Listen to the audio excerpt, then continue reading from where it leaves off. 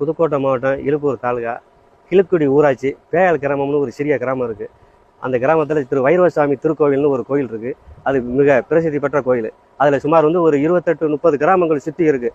மிக பிரமாண்டமாக மாசி மக திருவிழா மிக சிறப்பாக நடத்திக்கிட்டு இருக்கேன். வைரவர், அகத்தீஸ்வரர், இடும்பர், அழகிய பொன்னம்மாள், விநாயகர், பரிவார தெய்வங்கள் நிறையா இருக்குது.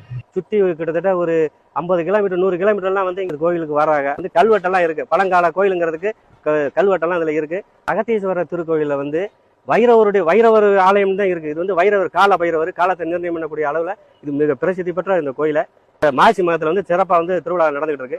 ஆயிரக்கணக்கான பேர் வந்து போகக்கூடிய ஸ்தலம் இது. பழுதடைஞ்ச நிலையில் இருக்குது.